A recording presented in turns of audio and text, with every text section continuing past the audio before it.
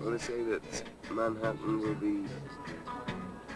It's being bought up by the real estate agents are turning it into yuppie land, and the artists and the sort of bohemian people are being moved out. They're moving to the Bronx and into New Jersey. Is it Brooklyn? There's Brooklyn, there's New Jersey, there's Queens. Bronx is still part of Manhattan, isn't it? Bronx is outside of That's Manhattan, another island. Yeah. Well, they're moving to the other islands. Manhattan, the island, I think, will be, in 10 years' time, it'll be like a sort of, I think it'll be like a Disneyland for businessmen. Yeah. Right. So I think I'd like to live here just before it disappears. I've lived here too. Really well. Have you lived here? Yeah, I have. I've lived here on like months, spurts. But I've never really lived here over like a period of a couple of years, which I'd really like to do.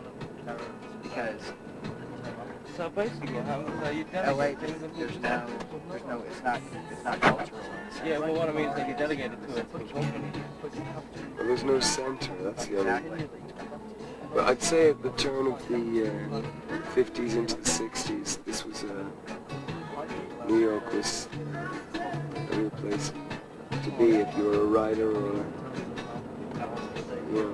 folk singer or artist. It's true.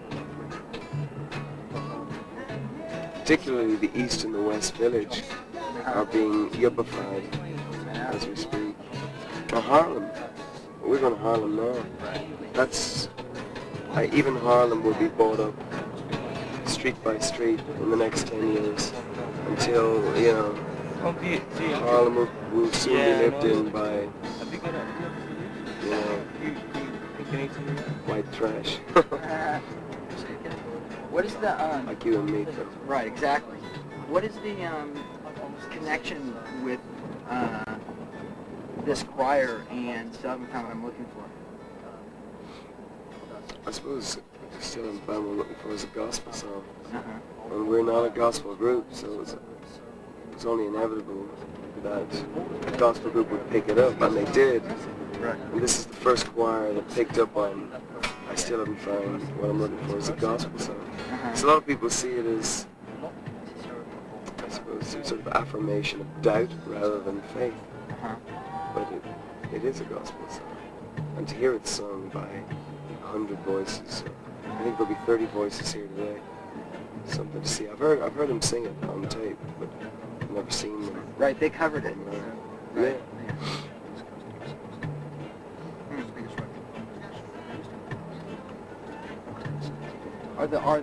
Are all the singers from Harlem, or are they from different areas around it, you know?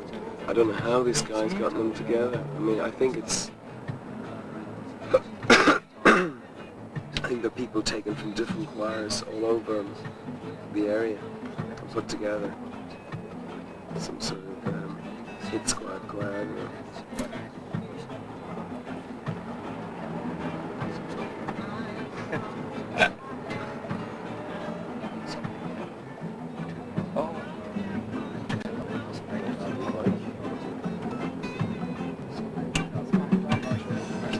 It's amazing that reggae music hasn't been accepted by the black ghetto kids in the way that it has in Europe by black ghetto kids. It just doesn't seem to be. No, they got into rap and all that, didn't they? They're into rap, they're into, obviously, funk and... Sure, that's outside the Mayflower. Well, we used to stay there when we first came to New York. Oh, they revamped it. Is that one of our buses? Oh, yeah.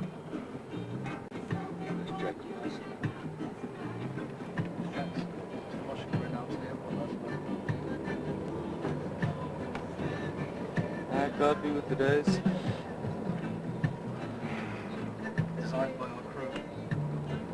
See, there's no eagles on it, no flying horses, no cowboys. But I noticed some pictures of ships, and they're still trying to make the inside of the bus look like a living room, like, in Cork.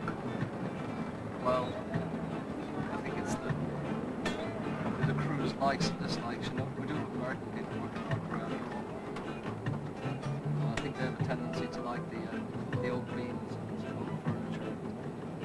I mean, oak beams and oak furniture are okay, but not on the bus, surely.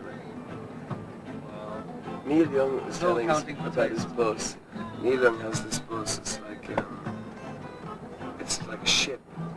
I mean, it's got wings. It's got about 3 stories. It sounds very baroque indeed. But I mean, I suppose being on the road as much as he is, you need a ship. There's stories about guys with jacuzzis and 3 bedrooms. Yeah, a lot of country artists have weird buses. It goes with the gig. Yeah. You have to out-weird each other. And they have showers, and sunken baths, and the whole bit. Showers, jacuzzis, rocket launchers, lots of things. It's amazing what you can fit on a bus. Yeah. Just thinking, like, on Stephen's Green, couldn't he? Just for a minute there, I was in St. Stephen's Green, and we're just coming into Bagot Street up here. Well, the Irish built New York, Larry. That's why it looks. Yeah. Sometimes it looks like them. Is that why the roads are like this?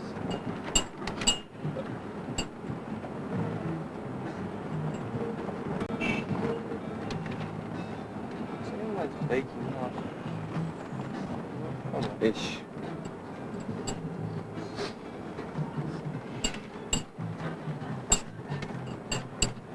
What's the deal with the camera, Phil? Do we just pretend it's not there, or No, you can get on with do whatever you want. Yeah, this is just like whatever it's for fun. See what I mean? Yeah. You can do it, you can talk into It's it. fun for him, guys. I know. But the good thing is that it's your camera. I saw you, You know what I mean? I've seen you on you're addicted to the camera, aren't you? I mean, it is becoming an attachment. It's the side of my It's bed. growing out of you. The only other person I've seen that with is Matt Mahern with his stills camera. It's literally become an extension of his body. It's some Comes out of the top of his head, and he's just constantly taking. When he's not, he's weighing it up. I could be talking to him at a cafe or having a cup of coffee, and you'd be, telling him, about your dog being run over by a truck, and he's going. You see, I've just said the dog, and he's just over the top of your shoulder looking at something. Yeah. Yeah. Where are you from? From Dublin, from Dunleary actually. And I lived down in San Diego for about 8 years. 8 years in San Diego. Yeah. When did you leave Dublin?